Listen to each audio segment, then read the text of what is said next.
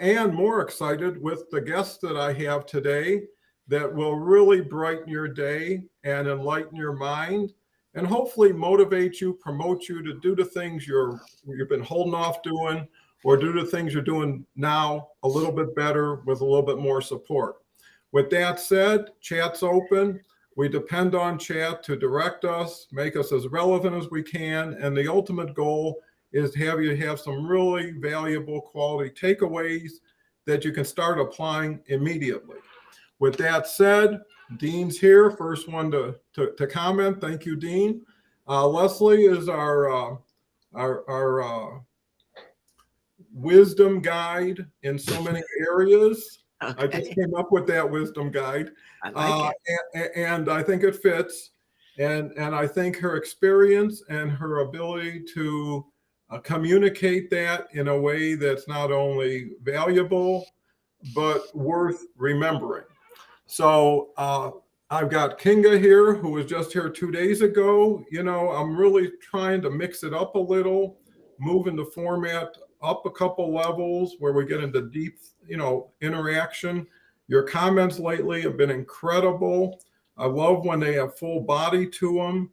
And the other aspect is we're going to kick it off before it gets overwhelming. With that, Leslie, the word of the day is patience. What have you to say about that? And you can say a little bit about who you are for those who are just tuning in. And then we'll turn it over to Kinga, and then we'll dive right into comments. Leslie. Okay. So a little bit about me and then and the first thoughts about patience.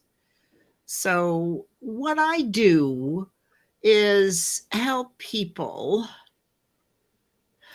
create new beliefs over a 90-day period by setting a goal that they always have their best chance at achieving. And so if you're a person who wants more results and wants them consistent, you might want to work with me. So that's it. Patience. Well, it's perfect for me and for Donald today too, because I was late. And he got very cute with the words, but I could tell he was not pleased that I was late. Now, I took full responsibility, everybody, after I justified being late. After justifying being late and then realizing, well, that's BS. Yeah. But it was totally my responsibility. And, I slacked off a little bit. Patience is a word that has eluded me most of my life. I'm a fire sign, a double Sagittarius with Virgo rising, and I have very little patience and not a lot of tolerance. But I have more patience and tolerance with others than I do with myself. And that is what I'm working on now, is to be patient with myself. When I hear this, Leslie, can't you hurry up? Donald's going to jump all over you. Mm-hmm. I say, hey, just hang a minute. Donald will get it. So patience is not a word that I'm masterful at, but I am working on patience with myself. That's where it's depleted for me. I'm good with everybody else, but not with me. So that's kind of where I am. I think you covered it very well. Thank you. You bet. See, we have a friendly side too. Oh, yeah. And we try to learn, laugh, and together. So, you can only do so much with so many people until they show you they can do it too. Right? So giving and taking is important for that to continue in a positive way, because if not only patience, but you trust the person to have your best interest, then it makes it a lot easier to have a little banter, knowing everybody also has high respect for people's value and person. But, you need to talk to people the way you need to talk to people so everybody improves from it, not that, whatever. With that, let me turn it over to Kinga. Kinga will do what Leslie kind of has done, introduce herself a little bit, and share her initial views on patience, because that's where we measure from at the end of the show. Is you came in with this conventional approach to the word, and now how do we really layer onto it? Kinga? Thank you so much. Yes, hi. So I'm Kinga Vida, and hi, Leslie. I was just on 2 days ago, as Donald mentioned, and I have to admit, I came on because I was impatient. I wanted to come back on when I had a couple options, and Leslie was on, and I've been so excited to join. A couple days that Donald gave me options, and I thought, well, Leslie's an agile coach, and that is what I have spent most of my career doing. I am now authoring a book, and I have a working title that I'm excited to share with you all soon. It's actually on my banner, on my LinkedIn banner, and so there'll be words coming out of that I'll be excited to start talking about. And I'm coaching individuals similar to Leslie around helping people achieve their goals. So I think a lot of that agile mindset is around figuring out what your goal is and achieving them. And so like Leslie, it's a lot around being intentional, working towards a goal. And I specialize in paying attention to team dynamics and working towards their common goal. And I became super passionate around the relationship being the goal, and how people are working towards fixing their relationships, and working through the way that they actually navigate that. So when I thought about the word patience, I thought about how relationships take time, and building credibility and trust and reputation and healing when things are broken. Sometimes we have to have a lot of patience there. Yeah, well, I think that's a great starting point. I think both of you gave a quality interpretation. I do tee off of what you said, Kinga, is patience comes down to taking your time, and you're in a valuable, important task, you're careful, right? If you're picking up a little something you need, you want to be very thoughtful in how you do it. Well, if you transition that to people, if you're trying to pick up a tip or a hint or a benefit from somebody, you need to be very thoughtful in allowing them to go full circle or give you half and come back with the other half. But it's your patience in physicality, but it's your fortitude in your thought process, right? It's hard to be patient when you're standing in line. That's a physical patience challenger, right? Or stuck in traffic, right? And you see people honking and moving one space ahead. They can't be patient enough. And that happens all the time. But when you're in relationships, there's special times where you got to be extra patient, or you'll never hear the whole story. So sometimes patience is for your benefit in a conversation or a discussion. Like I say, how many vowels do you have to buy to solve the puzzle? And with some patience, that comes into play, because most people think of patience as impatience. They look at the other side of it versus how are they showing up for somebody? How is somebody who looks at you and listens to you look like they got the whole day for you? Versus, hey, what do you got? What do you got? Tell me, speed it up. I mean, after a while, no one gets patient from that standpoint. So it's all, like we always say with every word: context, packaging and presentation, facial expression, delivery, really sincere interest. But with that, oh man, these comments are flying. But I'm just going to introduce everybody, but I'm only going to stick on the comments that have real important questions. So here's the quick run. Dean's here. Thank you so much. Aharon is here. Thank you. Another wonderful gentleman. Thank you. Kofi's here. Kofi's the greatest. He's actually in Qatar right now. And really well, everybody should know. Questions. Let's go to the question. Okay, Leslie. Here we go. Patience. No patience at all. Just show. Well, you said let's go to the questions, and then you didn't go to them, so I'm encouraging you to go to the questions. I know. Quick thank you to you, Don. I was on the first audio, which would have happened without this. Which would have happened without the room. Paul, here we go. My favorite, naturally, and me, and Kinga. I love this word. I'm curious in the panel's thoughts of discipline being aggressive patience. Well, I guess once you go from the word to more words to it, like patience, impatience, you keep adding, you're going to change a little bit of, the direction. Coming down. Okay, here's Renata, who says, patience is a gift which very few people possess, and it should be used in different situations to one's benefit. Well, everything's conditional and relative. So, you have more patience when it's important, right? Than when it's less important, because you say, I'll come back. I don't need to eat an ice cream to sit here for 45 minutes in line, right? So there's a trade-off and a value judgment that has to be considered. Thomas Caldwell, always great to. Oh, okay. Let me see. I think here's something.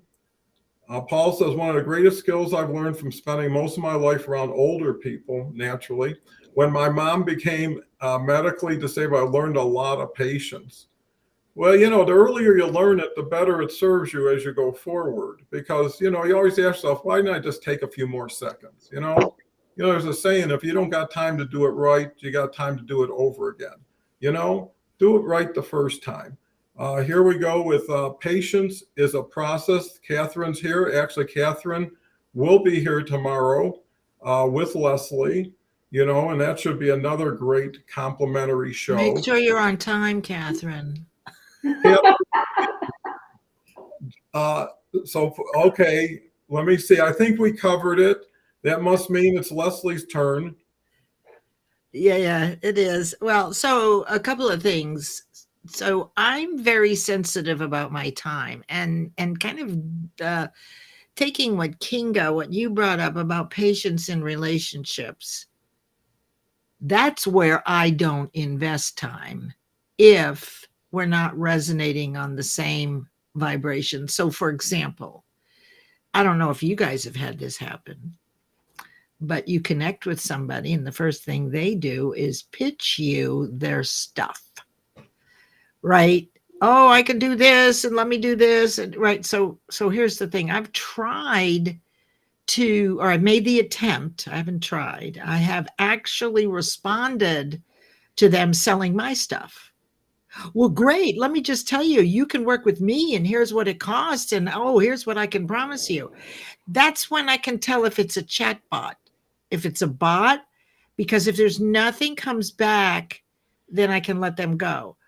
So the other thing that came up for me, and so to your point, as I've gotten older, I have less patience with people who are not respectful and who don't ascribe to my values in general, right? They don't have to be me, but it's a matter of mutual respect. But the other thing is it occurred to me, sometimes we will use patience for procrastination. Well, let me think about that. Because you can't make a decent decision. Now that goes back. So decision goes back to what you want and the purpose. So if you're very clear about what you want and you have a purpose, it's very easy to make a decision. Do I want to work with this person or not? Right? But if you don't know who that ideal client is, or you don't even know your own values, because I didn't for decades, right? They're evolving. Then we tend to drag our feet. Procrastination is the opposite of decision.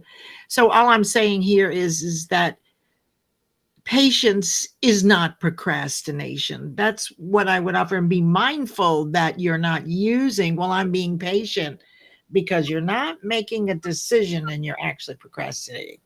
Just throwing that out there. Okay, a deeper dive into Just a patience. little. Just a little. Yeah. Okay, we'll accept that answer. Kinga, So- what do you think? What do you think about that, Kinga? Yeah. Kinga, what do you think?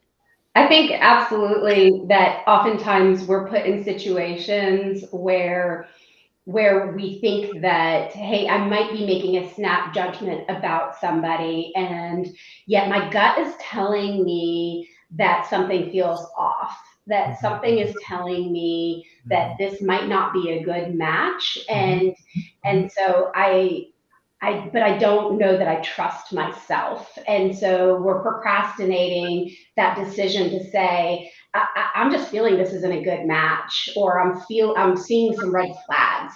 And so maybe what Leslie you're referring to is when we're ignoring those red flags and we're kind of playing with those red flags often, or at least that's what I've done in my life. We're ignoring our intuition Ignoring it. and allowing procrastination, which is a fear of something. Like I can't make the decision. We don't know what the fear is. There's lots of them, but only one prevails. So if your intuition, which is conscious, says something feels wrong, trust it. Yeah. Right. I mean, and don't. The thing is that if it's coming from the subconscious and your old beliefs, that's ego. That's old beliefs usually with a negative charge. So what I've figured out and studied for quite a bit of time, and this maybe is another subject, but I will say this. People refer to gut as intuition, and I'm here to tell you that it is not. I want you to consider that gut is your reactive knee-jerk trigger to something based on all your beliefs. Intuition is a sensing or a knowing about something, and that is conscious. It's different than the emotional trigger. So I love what you said, Kinga, because you said you didn't always trust your intuition as long as you know it is an ego saying, well, right, wait, that's not right, right? But it's like, and also check the little lines right here, everybody, next to your ear. I took an 8-day Chinese face reading workshop with a master a number of years ago. These little lines right here, if you have them, that's a bullshit detector. So if somebody else is feeding you a line, you can tell if you have these lines, you're a good detector. Well, you should start playing poker tomorrow then. If you can start looking at ear lines and knowing if they're bluffing or not. So, getting back to Yes. word patience, Yes. intuition, and everything else. But here's my thought. To simplify, usually patience is a response to a question, and the answer is why. And the question is, have a little more patience, or can you wait a little bit longer? And then the question is, why should I? And then the question is, if I wait, will I continue to wait? How many times have you had an airline taken off in 30 minutes? Oh, now it's another hour, and you just see it rolling, and you say, how much patience can I have? But at the end of the day, you got to ask yourself, it doesn't matter what you want sometimes. It's what you're dealing with that requires the patience, right? I mean, and that's the mind over matter that Kinga was bringing up, because if the plane is late, those are outside conditions and circumstances over which you have no control. But what you do have control over is what you think about it. And rather than crying in your beer because the plane is late and judging them, which is subconscious, your next business partner could be sitting next to you in the airport, but oh no, you're not going to talk to them because you're busy berating the airline. So it's really conscious mind over matter. I have no control over this. Therefore, let me focus my thoughts on another human being. What's possible there? And turn it from negative to positive. Okay. Well, that makes sense. I think that, again, what we have to realize is what's relative, what's conditional. Patience is not an absolute either way. You don't have unlimited patience, and you should have some patience. for your own benefit. Why rush? Why not slow it down? I was reading that book, Thomas Friedman's Thank You for Being Late. Yeah. Right? And what happened is, real quick, he set up an appointment, got there, took a taxi downtown, sitting at the restaurant or coffee shop, and he keeps looking at his watch, and now the person's not on time, 5 minutes late, 10 minutes late. And the natural tendency is frustration, disappointment, anger. But what he did immediately at that 10 o'clock time is he started doing some work that he was falling behind with. He started doing some other stuff that he would have never been able to do if that person wasn't late. So when the person showed up, he thanked him for being late because this allowed me this. So I mean, that's a perfect example of what I just said. Perfect. Yeah, I mean, I'm saying is that's the truth of it is you're still you, and you still have to do whatever you feel you need to do. Whatever time is allocated, you would say, well, hey, if the plane's late an hour, let me go and find somewhere where I could type something up I was thinking or do something. So it's versatility, and actually you only have so much time. When people don't want it, can't use it, they give it back to you. It's a regift, right? So from that standpoint, it's empowering yourself to take whatever comes of you, take the best of it, and add it to whatever it is that you had before. Kinga. I don't know. Yeah, I'm wondering if that's really a sign of patience or if that's a sign of your mindset and just taking opportunity, really looking at every situation and saying, hey, there's a good opportunity right now to make the best of things. And in that moment saying, I could look at this as a negative situation, or I could turn something really positive out of it right now, and just seeing the opportunity where there is, or that it's really truly about patience. I'm not sure. The jury's hung on that one for me, because I don't know. Like sometimes I think that's more about just kind of going into a Zen mindset. And looking at something differently in that moment and making that choice to see things differently. To me, it might not necessarily be about the patience aspect of it. I think it's just kind of a mindset shift.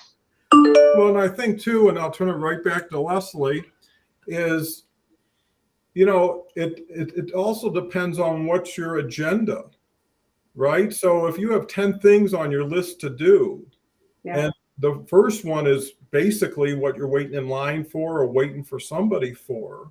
Yeah. If that doesn't materialize, then you already have a second thing that you need to work on. Yeah. It's not an absolute all or nothing situation.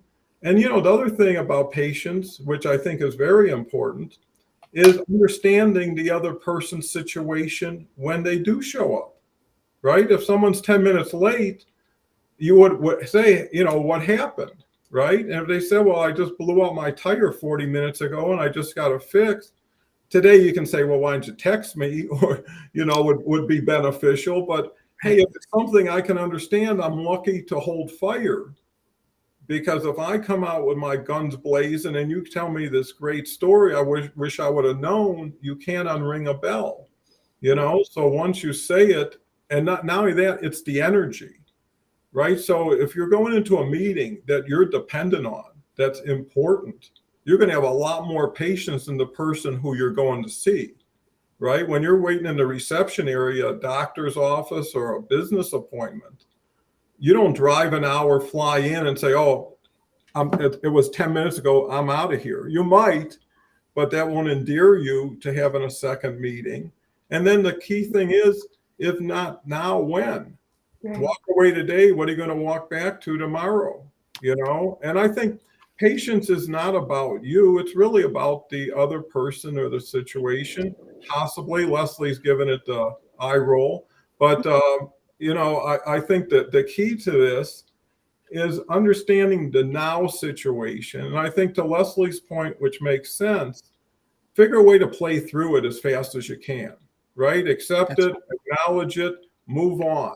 Because if you're starting to put that, this, and that, and that, this, and that, and they did this before, and all of a sudden you're just really disrupting your whole being that day. And wherever you go, you're going to be that frustrated, angry person.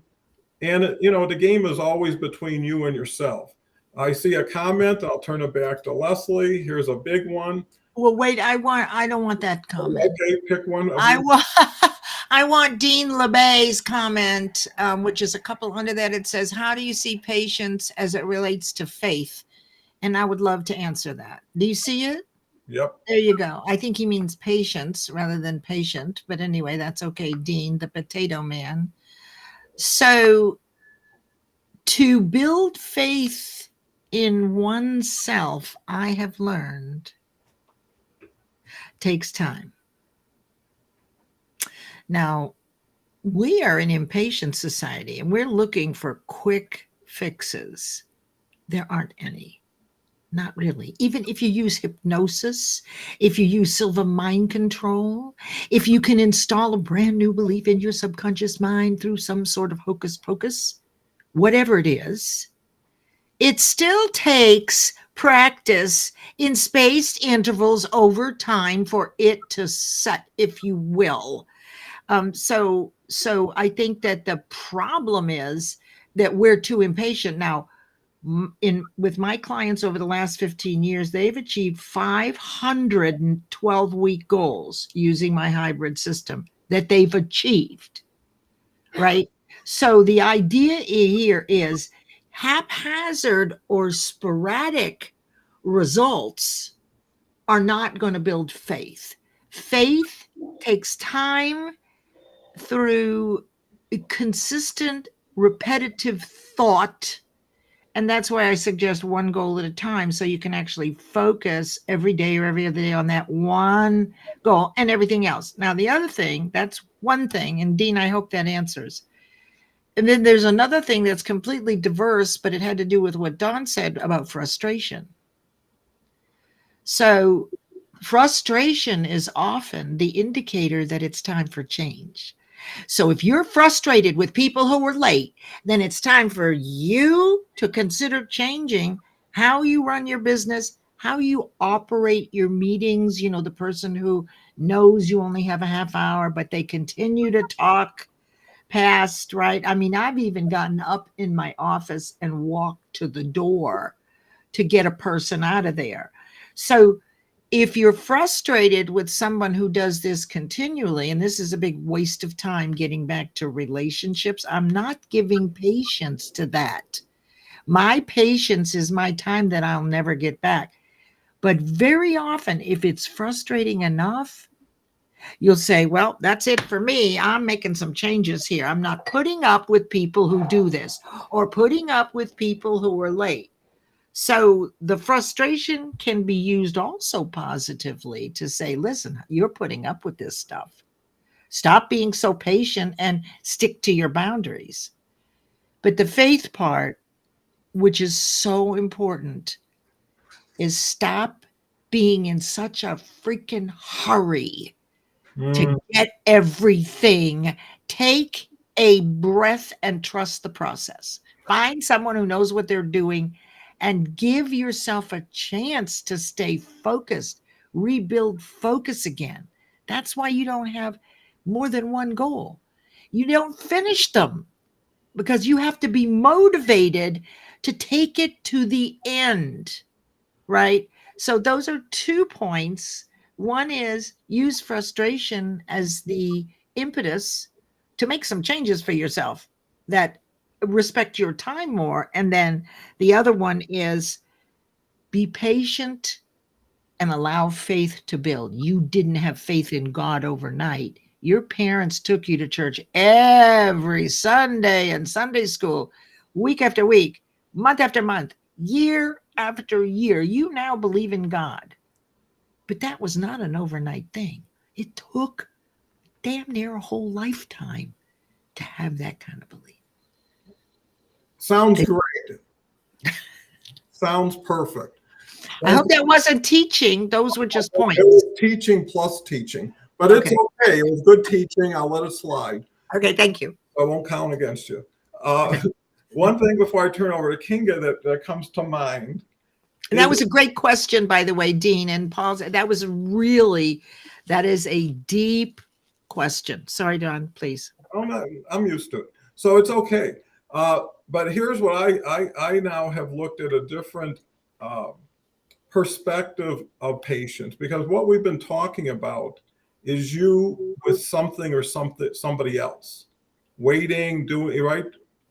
What I'm thinking about patience, not only within yourself, but within your mannerisms, right? If you're patient with your words, if you articulate, if you give it some room to resonate, you're being patient with your behavior with yourself. And when you're impatient and you talk really fast and no one can understand what you're saying, or you're talking really low, I mean, it's all about pacing is a lot to do with patience, right? If you say, hey, I got a 2-mile walk, I can't run there, right? I'm going to have to slowly walk, and I'll get there, and I'll be really good for the experience. Just like in a car, you say, I'd love to go 100 miles an hour. It's not possible, right? So you slow down. Moderation in yourself.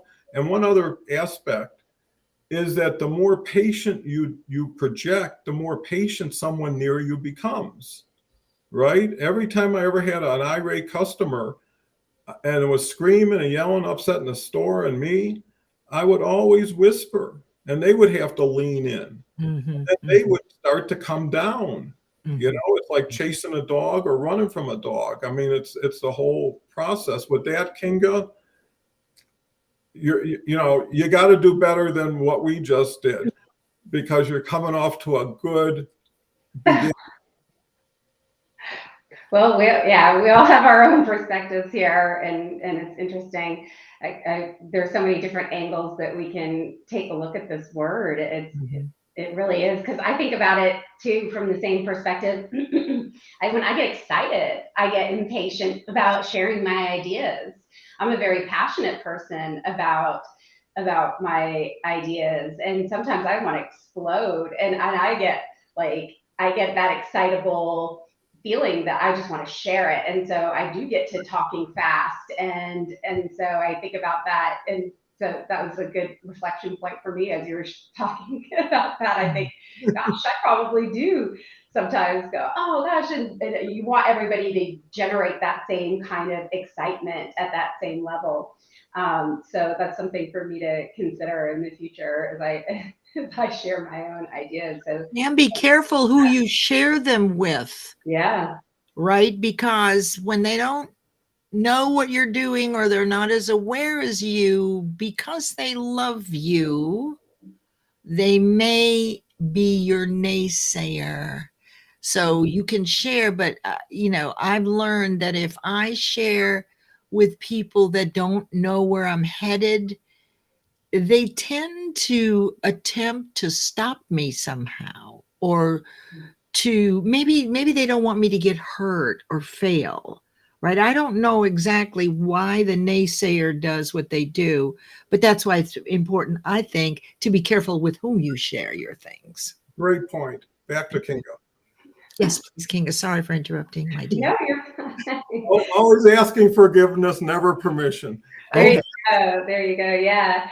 So I absolutely think that having patience with ourselves and thinking about and how people are receiving information is something to be aware of, and whether they're having patience with our messages, and whether they have a tolerance for the speed that we're giving messages, and they have that patience, and being kind of aware of that is something that is maybe, being self-aware is something that as a leader is a good thing for us to be thinking about, is what is their tolerance level of patience. We're kind of speaking about it in our own view of whether we're patient or not, but maybe some situational awareness on other people's tolerance level, of their patience level, and being as Leslie was just talking about, the naysayers or anybody, and where are people at? So when you're thinking about your audience or the people that you're interacting with, as I was talking about relationship agency being such an important piece of everything, really understanding that and kind of noticing and being able to think through, well, where is their maturity level? Am I frustrated? Those same frustration points, do I need to change? Or like Leslie said, maybe, and I don't know, I kind of started switching from using about core values.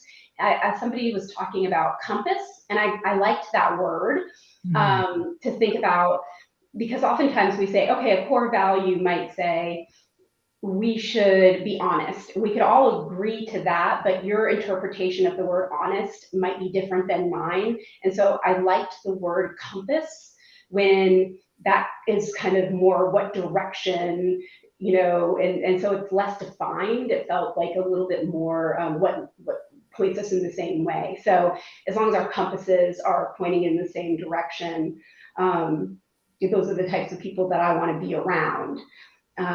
And so, as long as our compasses are aligned, do I have the right type of patience and tolerance, and are we kind of matched there? And can I work within that boundary? I think that's a quality point. And, now that what you said, and that's the beauty of the show, is you don't have to think about what you're going to say. You can just wait for someone to say something and say, that's my, springboard. Is patience in relationship to somebody else with patience. Have you ever been patient with an impatient person? Somebody who makes you wait forever, but when they want to go, it's like right now, it's like, and you really have to say, why, where's the rush? I mean, if you're only going somewhere, like to the grocery store and coming back and you got nothing else planned for the day, where's the fire? And people who are impatient don't want to hear that either, right? Because they just already are out the door. They don't want to explain and get into detail. And that's why you can't really intellectualize patience with somebody, because their measurement of it could be different than yours, their desire. And how many people have you seen rush to somewhere, and as soon as they get there, they can't rush to the next place, and they didn't even enjoy where they just went. And I think that's the key with patience, is the ability to absorb things. You see people in an art museum, and there could be people staring at a picture for an hour, and they're still looking at it, finding detail, finding nuance or whatever. And, I could look at it like, yeah, so what? I mean, and it's all up to the taste, all up to the situation someone's in. If you got to get somewhere, you're not taking notice of things. You just want to get moving. Right? You're not into entertainment at that point. So I think patience is a self-discipline that people need to adjust. I mean, just like if you're seasoning a meal, there's so much salt and pepper you put on, it makes it right. After that, it gets overwhelming, and certain things you're going to say. I know when I go to that doctor's office, and that's really always unfair. If you're not there on time, everybody looks at you like you're a time stealer, but you're sitting in the waiting room for 45 minutes and it's like no big deal. But you, again, knowing that is possible and mostly probable, I think the patience you should always have is, to Leslie's point, when it's repetitive. This person's always late. You can count on it, and in that sense, you think, well, if I'm a little late, who cares too? So impatience breeds more impatience. Because if you can do it, what am I not doing it? Right? And usually what you have to say to yourself, because I had a great person I was very good friends with, and his whole point was, I always get to the airport an hour earlier than everybody else. Mm-hmm. Right? Because that way I'm not rushing. If there's traffic, I'm not like, hey, I got to get here. It's not healthy. Second thing is, I got an hour to relax before the plane takes off. Right? I get a cup of coffee, I can do a little reading. And the other big thing that supports it is, what were you doing that hour at home while you're waiting to drive to the airport?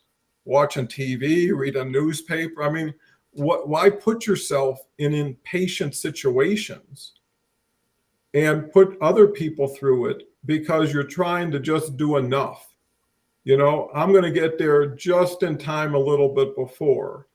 And what was the 5 minutes that people get there early?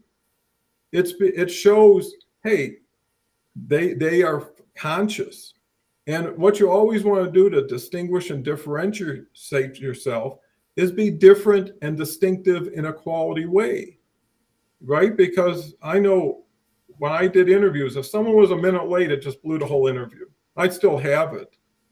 But I just felt like it wasn't as important to that person, and they're really putting themselves on the line to get a job or an opportunity, or if they didn't dress up a little or pay attention, it's like, well, I don't have patience for this. I'm a busy person, and there's 100 people like this who would show up that way, right? So at a certain point, not only do you have patience, you make judgment. That's what I was going to say. You're really judging people by your standards, values, and ideals. Right. And that is one of the points I was making earlier, was that frustration can be turned inward. Right. And what do I need to do so I don't waste my time and I don't get triggered?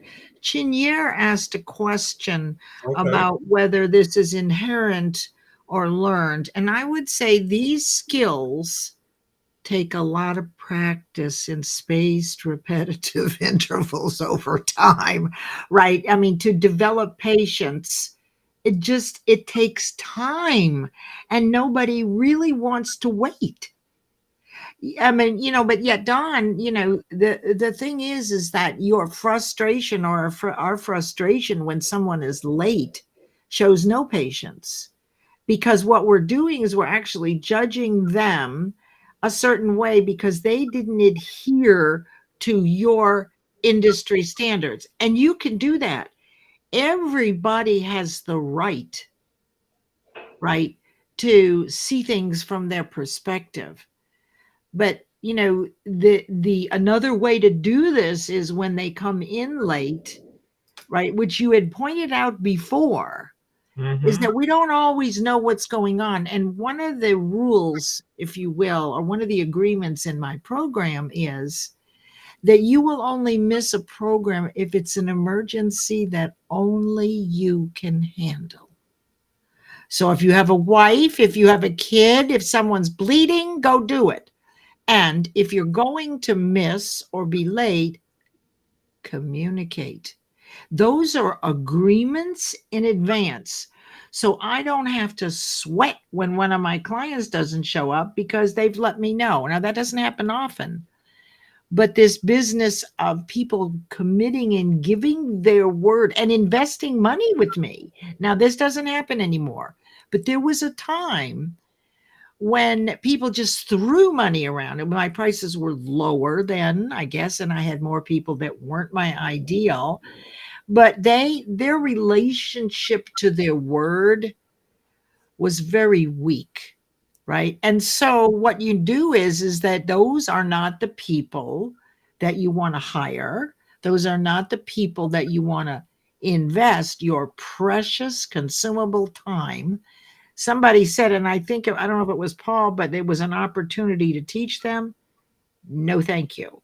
Only if they deeply want to be taught, because people that don't respect your time, right, like that, they haven't reached a place possibly yet where they're ready to understand that when you're late all the time, you're known as not count onable. That person who's always late, right, all the time. Now, let me just give you a little example of this. Please. People aren't ready to become responsible until they're ready. So years ago when I was coaching, I had the toughest client in my coaching program. In real estate, always late for the class every week. Didn't matter the coaching. The coaches would tell me, Leslie, okay, ask her this. I was learning to coach, right, to really grill her, to have her see that this was not a good thing, particularly for a real estate agent. Over and over and over and again, late. And then one day I got a call, or he's hurrying me up. Okay. Well, I'm using my hands because you told me that was good. Well, I'm using my hands. I know, I know. So one day she arrived, she called me up one day and she said, Leslie, you'll never guess what happened. I said, what happened? She said, I went to a seminar that I'd never been to before, or that I'd been to before. And I got there 15 minutes early. Now, this is unheard of for this woman. Absolutely. This was like a breakthrough. I said, well, what happened? She said, well, when I walked into the room, I got to sit next to this really good looking guy. So I got to pick my own chair. Then what else happened? Well, then I got to go to the restroom, to Dawn's point, fix my hair, have a mint, etc. And then she said, then it began, and here came all the late people. And she finally saw herself. The late people often, it's disrespectful to the speaker. They think that they can slip in and no one will notice. Everybody notices. So this was a breakthrough for her because she actually saw the interruption, the lack of respect, and she was ready to learn. Now, she didn't get much better, but she did improve to an extent. And when I asked her one time, I said, well, what would happen in real estate if you actually got to the appointment 15 minutes early? Oh, well, I could walk around the property and double check things. It never occurred to her. It's always running in. So you have to be ready when you say, is this all there is? I'm not, when you're frustrated with yourself, perhaps. Maybe you're so frustrated with your own behavior that you say, okay, that's it. I'm making changes. That's my offering. Okay. Sounds good. I don't know where Speed It Up ever showed up in that, but it was a good story. Oh, you mean this? Well, it's an example of how a person has to be ready. We can't force them, right, Kinga? That's right. They have to want it, not need it. You don't need Kinga and my service. You don't need Dawn's service at all. You have to want it. Big difference between want and need. Well, here's the thing. To me, there's a saying, fool me once, shame on you. Fool me twice, shame on me. Mm-hmm. And the first one's, on them. The second one's on you. Mm-hmm. And you have to say, why would I want to do this again? And then when it happens again, why did I think it wasn't going to happen again? And at a certain point, there's another saying, some will, some won't, so what? And I think everything sorts. Everybody pre-qualifies themselves over time. And to Leslie's point, you say, well, here's my threshold, here's my tolerances. If you fit into this circle somehow, you're in the active group. If you do this, what I also found is there's no reason to share everything with someone you're never going to see again anyways, right? To instruct somebody who has either hurt your feelings, held you up, and then try and tell them how they did what they did and what they should do in the future. It's like now you're going into more time waste. And, there's a saying also, tell people what you want them to know, and they only know what you tell them, right? So you got to be specific. And at the same time, if you are particular, because that's what Jim Rohn once told me when I had a chance to talk with him, he was always big on tipping in advance. Ooh. Yeah, he would always, if it was an important dinner, he would give the person like a big tip, $50, whatever, and say, hey, when we're talking, don't come by the table or keep the water flowing, so everything was understood versus I hope that person knows this is an important meeting. I hope this person knows we love to drink water here. And I think Don, that's what they do in Las Vegas to get a good seat. They tip in advance. They tip the maitre d' hundreds of dollars so they can get the best table. Well, sure, because that is so important to you. Because it might be the big night of your life. It might be an anniversary. It might be a client that you want to impress. And you want to guarantee as much success in advance. And that's what it is, in advance. You have I advance. love that. I love that. I'm taking that. May I steal that? I'm Okay, going to start doing that. and now you've just come back to positive land just because you're going to take it and use it. So I appreciate that gratification that you're providing. Kinga, before anybody jumps too far in too fast, what's your thoughts?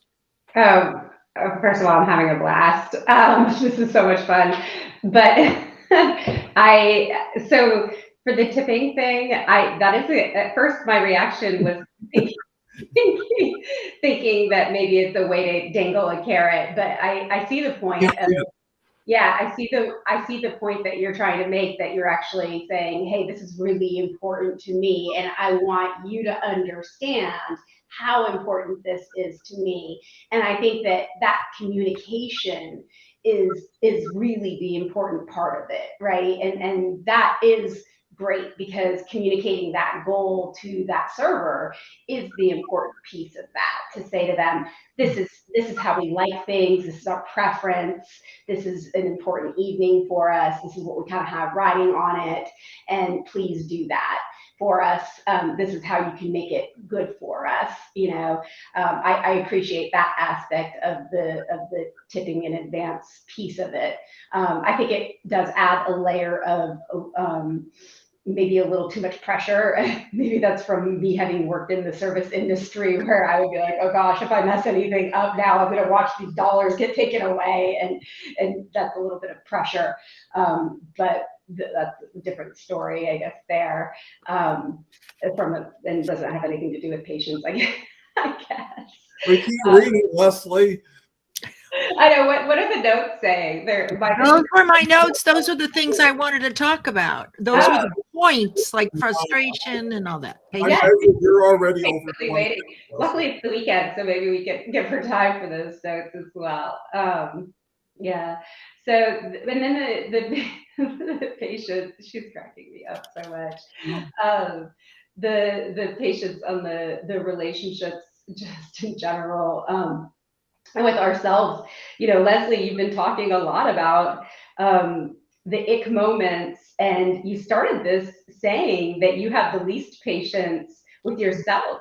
That's yeah. Right. So I'm curious, with that, what parts of yourself do you have the least patience with? And that's where you were kind of starting it off. And what is it that you are most impatient with in yourself, I guess? I would say my show first is the most impatient, because it's visible and palatable. So you can go with your second choice, Leslie. What are you secondly most impatient about? Oh, I'm not impatient with you at all. I think you're fun. That's a very insightful question. I'm usually the coach, but nobody's really asked me that question. The truth is, I have limiting beliefs like everybody else. I get impatient with myself with not keeping up with administrative tasks the way I would like to. Okay, so that's an area of improvement. But I will tell you, mostly I am who I am, right? And so I'm okay. I have to tell you guys this. I went to dinner with a friend the other night, and they booked about 10 people at 6 p.m.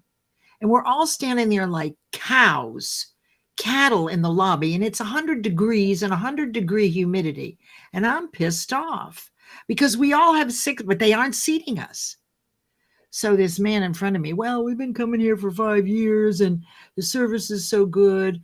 He says, maybe they don't have enough people. Then if they don't have enough people, then they should stagger, right? So I was impatient and angry. And then he made a point, and I said, you know what?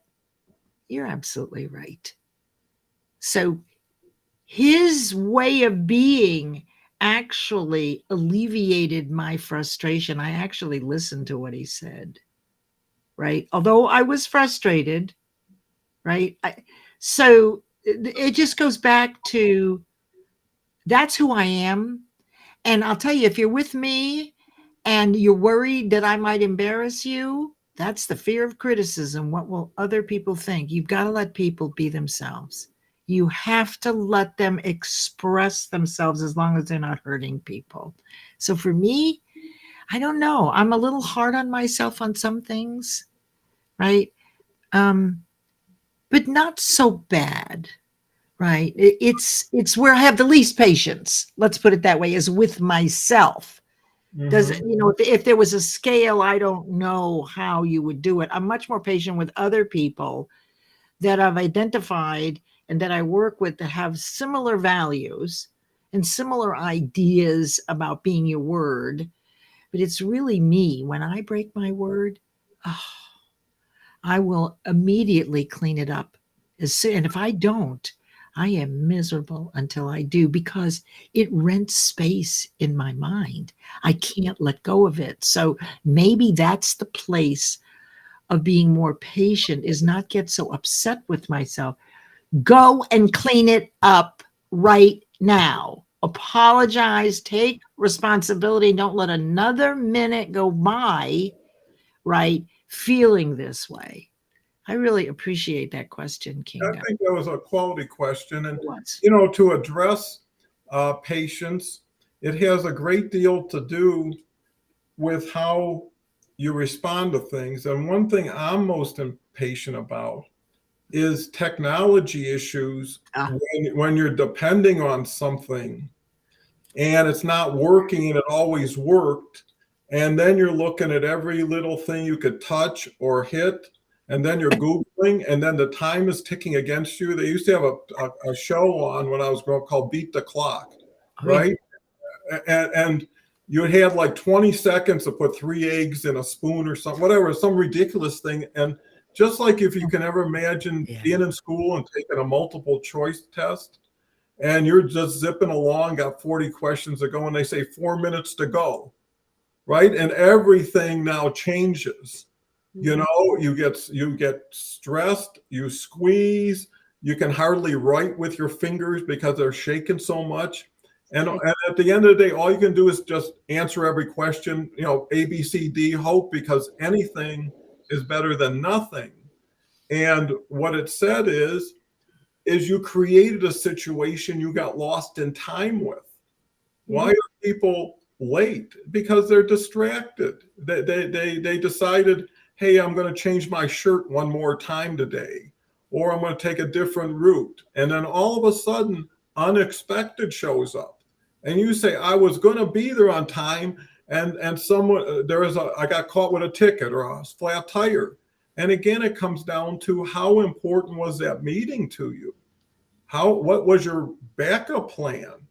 If I'm going to have an important thing, I'm going to test my system. I'm going to have it ready to go before it's like, oh, I should have known. And that's a reflection on yourself, because appointments can be rescheduled. And I think to Leslie's point is, if you can't be where you need to be, you need to be responsible and accountable for why you weren't. And, if you're going to say it, and I used to have people at work said, well, my wife made me do this, or my wife, I was like, she's not working here. What a coward. Or you give somebody a job offer, and they say, I got to talk to my wife. It's like, why don't you just bring her and I could have talked to both? Well, what do I need you to talk?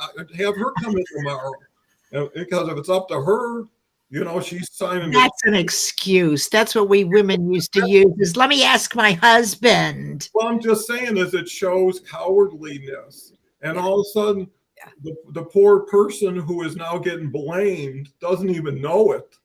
And then after that, it's like, so what? What do you want to do now? Okay, you just shirked all the responsibility. What are you going to, if you can't get straight with yourself, how are you going to work for me, right? I always would say, if you can't sell yourself for yourself, what are you going to sell my stuff, and how is that going to be, right? So it's all about also redirection, reflection, because a lot of times some people did you know what you just did? I'll tell you a quick real story.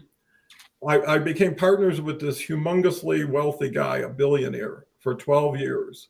And my first meeting my goal was to go in his boardroom My mother lived like 10 minutes away, so it gave me a chance to be with her a week, a month. And I just sit there and listen. So the first time I go in, I take this chair, and he had two assistants. One was Trisha. And she says, are you sure you want to sit there? And I said, yeah, I don't have a problem. I think it's a good chair. So she says, look above you.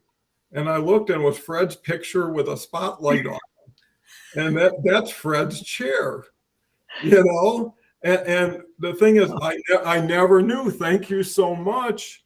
Because a lot of times if she wouldn't have said that, he would have showed up and it's like, you know, don't you know that's my chair? So the point is, when someone does do something you think is not in line, you always can phrase it, did you know what you just did? Right? And if they say no, well, here's what happened. One other point, I'll turn it over to Kinga, with the advanced tipping, it applies to expectation. If you say, I am very, very particular on punctuality, and here's how I like to see things done, or I'm hoping to have them, well, now you just got an extra notice in front. And that should tell somebody, hey, if that person is particular, and you want particular people, you don't want, you know, I mean, I've done 365 of these shows in a row. I can tell you, you can look at them. I haven't been more than a minute late, you know, 2 minutes sometimes, because only Leslie would know that. Anyways, I'm going to cover I'm going to cover some more comments. Catherine says, I found that, Catherine, I hope you're taking notes for tomorrow. I found that really listening is an important element of patience, whether to my intuition or to others. So true. And that's the whole idea. How do you communicate? How do you receive communication? And how do you respond to it? Catherine comes back with, I appreciate Kinga's comment about mindset. Perspective makes a difference, as does your ultimate mind diet, and how you talk to yourself matters. Beverly's here. Beverly's the greatest. Happy Sunday. Let's go to Beverly says, sometimes it's an attention getter, fashionably late. It's disrespectful, but for many, it's all about them. Boundaries should be set. Some people, they're known for being late, right? Because they make their entrance individually and not as a group. And they think they're probably better than everybody else in some way and could get away with it. But they're not count onable. So they would not be the person when there's an emergency. People who do this, they're unaware of how they show up, I think. Hi, EPEC. Glad you're here. That's a new person, by the way. Because they're now I've lost my train of thought. But these people you're not the people that you're going to call when you have an emergency.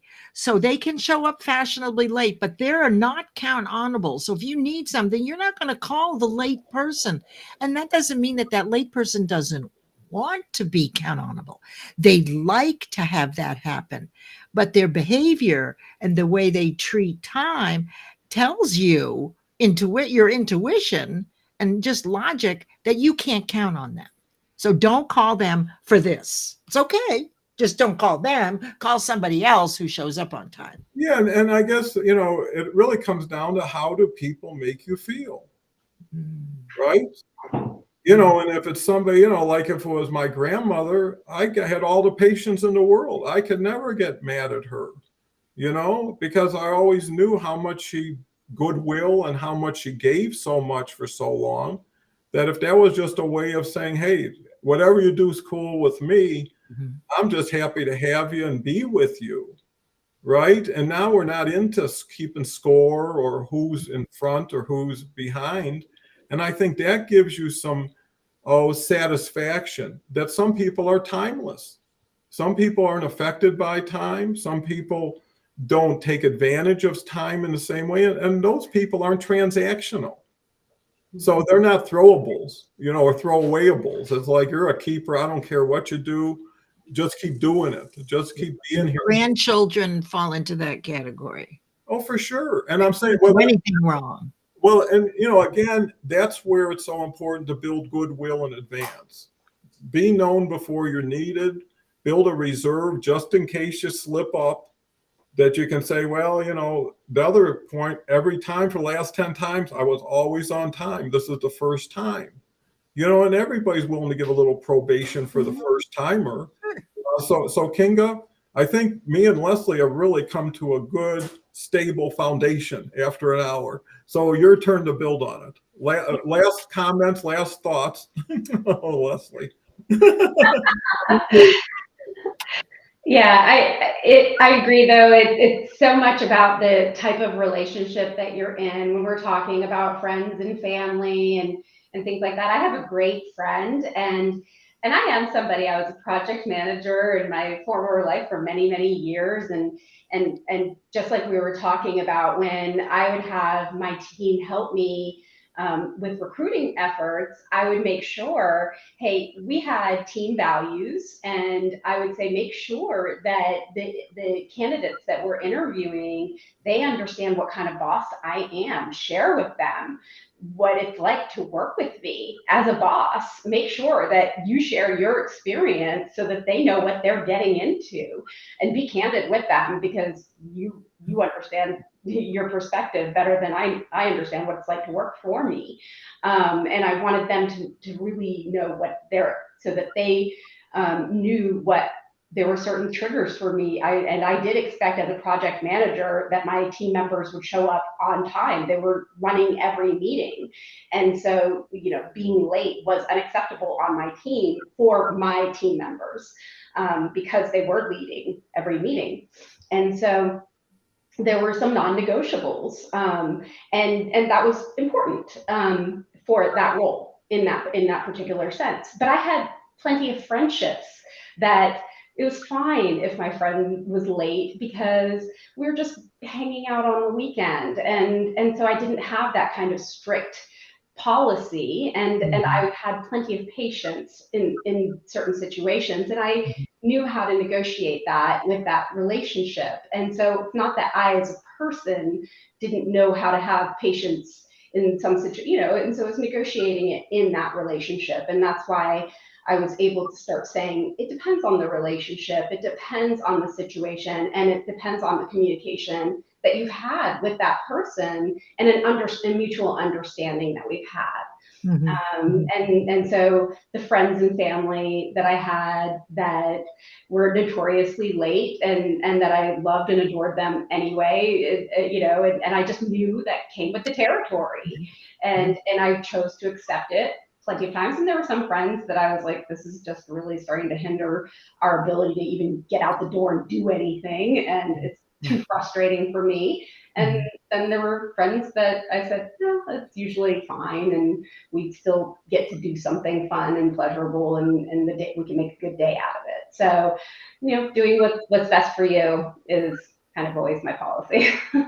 Well, and I think also when you realize some people are incorrigible but still worth it.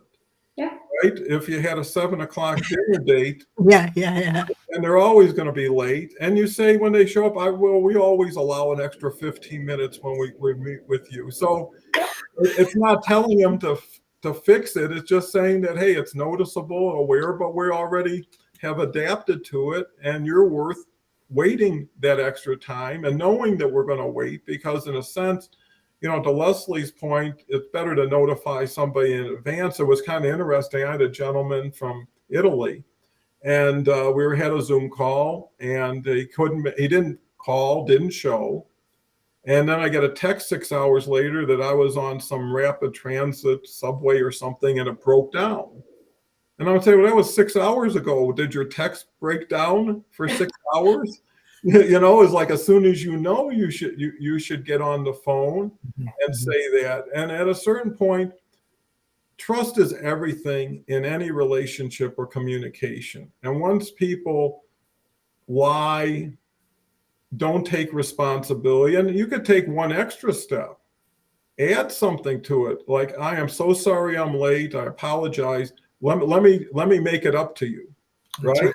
Let me do something, and I'll figure it out. I mean, it can't be tit for tat, I can't give your time back. I can't, go back and change the past. But not only do I feel bad, and to Leslie's point, you do feel bad, and you say, I want to make it right. Mhm. I did something that I shouldn't have, or I had some control over, whatever. The person feels bad. I upset someone, and I'm going to make it right. Because to make it right is like, hey, here's a banana bread I just cooked yesterday or baked, right? Or hey, let me drive tomorrow. I know it's your turn. Yeah. Just something simple, not something outrageous. And I think that recommunicates your intent, Mm. responsibility, and that's really what you're thinking. Is this person really serious? Do they care about what I care about, the way I care about it, the way I'm in need right now for what they have? And, it's just because if you're also excited and expectant, let's say you got something in the calendar, it's a month away and it gets there and it's a big opportunity. It's crushing when that person doesn't show up. When you built a whole month of anticipation and expectation, and this could be my job or this could be my partnership. And so that's where, again, one other thing I'll add to patience is confirmation in advance, right? If someone didn't make it, did I send them something last night or this morning? Did I remind them? Or did I just trust them like me to know I've got a scheduler? So there's all kinds of things that go into your thoughts of patience, and it shows you how it connects to so many things in relationships. And here's one last thing, and I learned this from Leslie. There's never a last thing.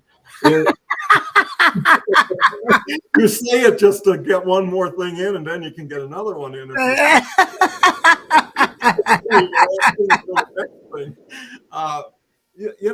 Is really making fun of things. When I turned frustration into fascination, when I turned, how could they do this to me? I'm going nuts, versus taking a step back, getting a little detached, and say, how in the world could this have happened today? Isn't that incredible? I mean, it's the same event, but instead of beating yourself up with it, you say, wow, how could this happen? You buy an ice cream and it drops on the cement, right? It's a frustrating opportunity, but you would say, how could that have ever happened like that? You lost something in a drain. It's like, whatever, there's a zillion things.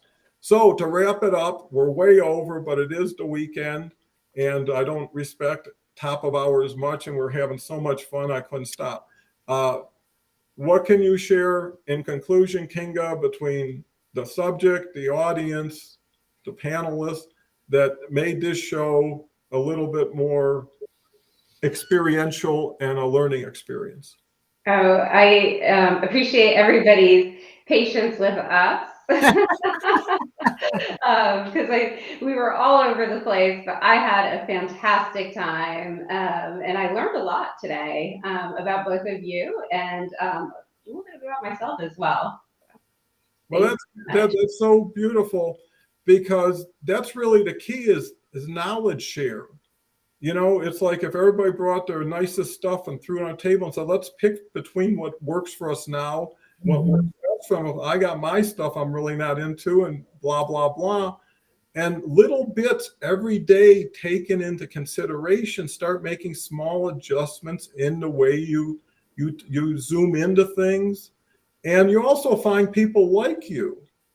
And when you can find alignment, most of the things you measure go away because they're already in place, right? If someone's into punctuality, you don't have to worry about it. If someone's into this, so it's really about changing every day in every way that takes you closer to your goal and makes you happier. And one last thing, we talked about that, is at the end of the day, just like the end of the show, when everybody's laughing and smiling, everything through that show allowed everybody to get there.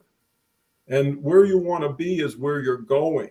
The process is the process. You're going to have bumps. You're going to have open road. And that's the beauty of life. It's a mystery. Every day you get a chance to ride on the amusement park of life with all the other people riding with you. How enjoyable a ride are you having? And if you can have a great ride, how many then rides can you help have an enjoyable time? And how you present yourself is the present to everybody else. So Leslie, in conclusion, Uh, I know it's I have one thing to say. hard for me to even say conclusion, but I'll turn it over to you. So I don't know if anybody's noticed this. This is totally out of line here. For sure. Have you noticed? At the very end of the show, you got to go out of line. That's right. Okay. So I just wanted to know if everybody noticed that Kinga is not only beautiful on the inside, but she is a natural beauty. Do you see that she is an absolute natural beauty? She has on no makeup and just beautiful with the inner thoughts to match. So just take that in, Kinga. And Donald, you're pretty cute too.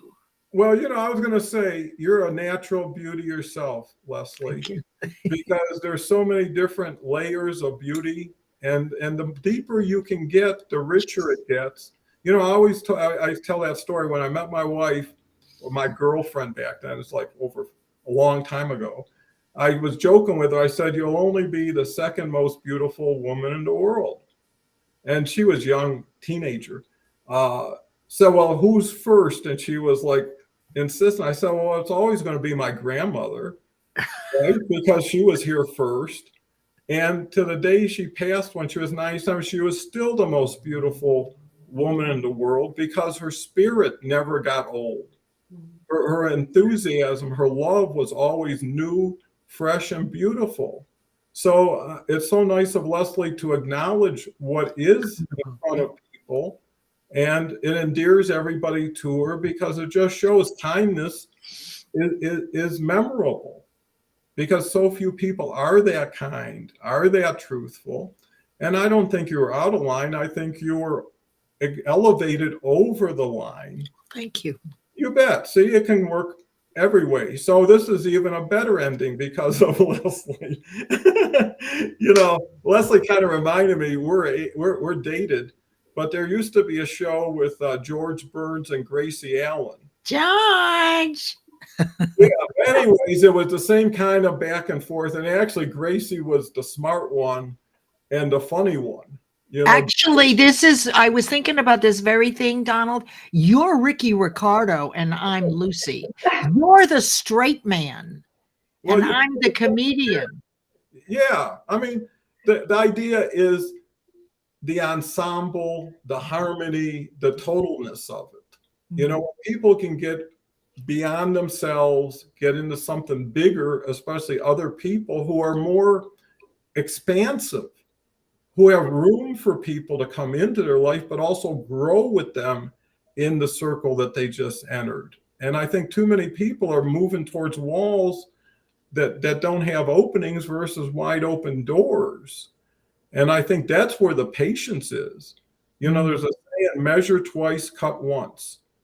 And if everybody would measure a little bit more and then cut, it would be a better cut. So with that said, come back tomorrow. You'll see Leslie on a repeat performance with Catherine, which I can't wait for. It's always wonderful when you bring people together to pairing, like they have a wine pairing or something else. When you can have a people pairing and have everybody make everybody feel and be better for their presence, right? That's when we're making a difference, because now it's 3 united with 47 other united people here. There's power, and there's patience in having that power and using that power right. So we'll end on that. Thank you all. I hope you all enjoyed it. I hope someone's here at 1 hour and 18 minutes into it still. But, if nothing else, if it was just me, Kinga, and Leslie, it'd been a wonderful show just for the therapy and for the knowledge share. So with that, take care. See you in 23 hours. Bye.